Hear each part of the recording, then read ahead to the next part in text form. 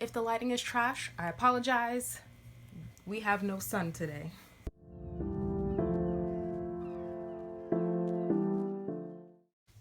Hey, how's it going? How's life?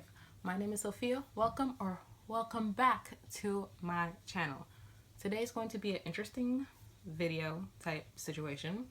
Today I'm going to be talking about all of the books I accidentally DNF'd.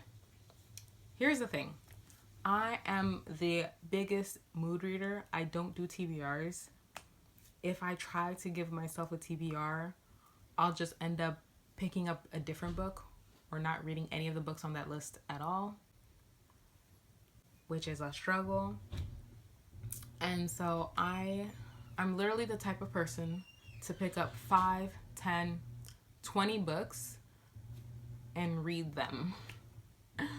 In reality, I only end up finishing maybe 1 or 2, 3 if I'm lucky. So these are going to be all the books that I picked up, I was enjoying, I liked, I put them down, but for some reason I never picked them back up. I do have plans to read every single one of these on my list, but when will I get to them? Hopefully by the end of this year. I know I say that in every single video, but like, everything crossed, hopefully. The first book I want to talk about is actually a manga, and that is going to be Orange, the Complete Collection, Volume 2. This is a story about a girl who receives a letter from her future self telling her that there is going to be a new student entering her school and that he is going to die and she needs to be the one to save him. It's a slice of life manga, and we're following our main character. I can't remember her name. Naho. We're following our main character, Naho, as she tries to save this guy. I think his name is Kakeru? Kakeru? I think that's how you say it. With that being said, trigger warnings for depression and talks of suicide. I remember really enjoying and loving this first collection.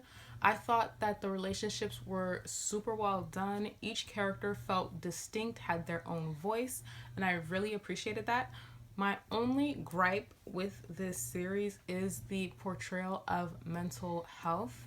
The messaging around mental health wasn't something that I really enjoyed. The message is kind of sort of, you can save someone from their mental health. Like, you could save someone from their depression, from their suicide, which isn't the case. I remember giving the first collection 4 or 5 stars, and I can't wait to continue on with this series. The next book I DNF'd was A Gathering of Shadows by V.E. Schwab. Within this story, there are 4 different Londons. Grey London, who has no magic, Red London, whose magic is flourishing, Black London, who's been devoured by magic, and White London, whose magic is slowly disappearing from the world. We follow our two main characters, Lila Bard, who's a thief, Kel, who smuggles items between Londons. One day, Kel gets caught smuggling an item he's not supposed to and is subsequently hunted down for this item, and our story goes from there. I read A Darker Shade of Magic, which is the first book in the series, a couple of years back, and I remember it being a fast, quick, and easy read. I wanted to dive in immediately into this book, but for some reason I didn't. The writing style is super easy, the writing style is very easy to get into, but my only critique would be I didn't feel really attached to the characters. The story has potential, and I'm excited to see how it goes from there. The next book I have to talk about is The Wrath and the Dawn by Renee Ahdieh. Within this world, Khalid, the ruler, takes a new bride every single night and then kills her at dawn. We are following Shahrazad, I think is how you say her name. We are following Shahrazad as she seeks revenge on the king for killing her best friend. I picked this up a couple of months ago and I thought it was beautiful. I knew instantly that for the writing style alone, as we know, my weakness, that I would fall deeply into this world. Lately, I've been enjoying fantasy books inspired by other cultures. I feel it adds something new, something fresh to the genre that we haven't seen before. And I have really high hopes for this one. I just put it down one night and I didn't pick it back up. Something else caught my interest, and for that, I'm sorry, but I just really, out of all of these books, I think I'm the most excited, interested to get into this one. I love my bookmark. I keep losing bookmarks because I keep leaving them in books. The next book I have to talk about is an West African inspired fantasy, and that is going to be Children of Blood and Bone by Tomi Adeyemi. In the land of Orisha, there is magic, but something happened and the magic was taken away, and now the king of this world has any magic users hunted and killed. We are following our main character Zelly as she goes on a quest to restore magic into this land. Now, I was really excited to pick this up. I don't think I have yet to read a African inspired fantasy novel. I know, my bad. This is another case of me picking up this book and just putting it down, and for some reason never picking it back up again. I didn't get far enough to make a concrete decision on whether or not I liked what I read so far. Like, what I read so far was okay, but it wasn't enough to either make me love or hate it.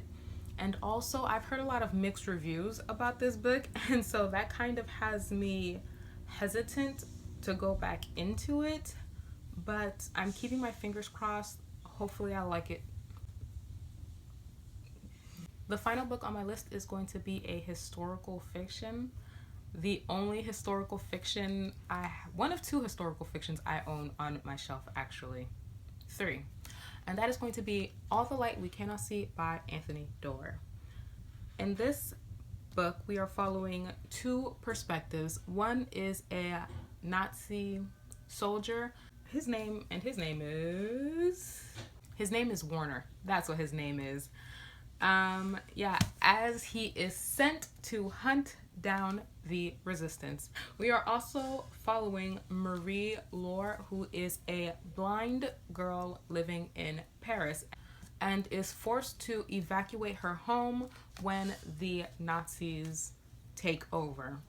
Their two paths end up converging and our story goes from there. I picked this up in, I want to say 2016, 2017, and I was hyped to read it. If you've seen any of my videos, you know that I'm not really into other genres besides fantasy, which is like, it's a sad thing to say. I need to get out of my comfort zone more often.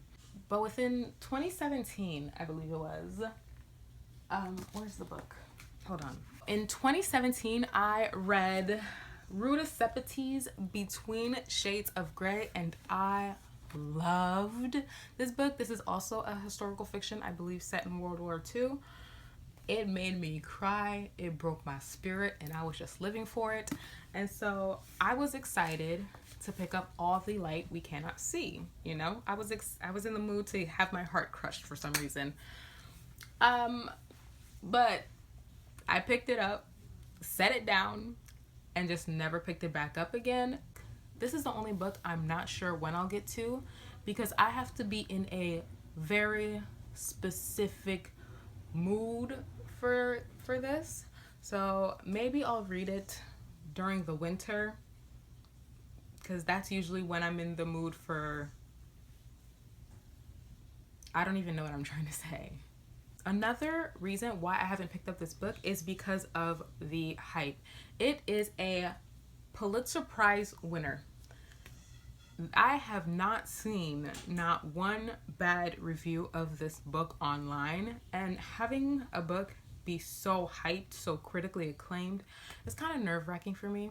I'm scared I'm not gonna like it. But nonetheless, I need to get to this. I need to get to all of the books on this list. But yeah, I feel like that is a problem that all nerds, all book nerds have, where it's just like, I have a million books I need to get to and I will get to them. And it's like, sis, will you? Will you? But yeah, those are all the books that I accidentally DNF'd.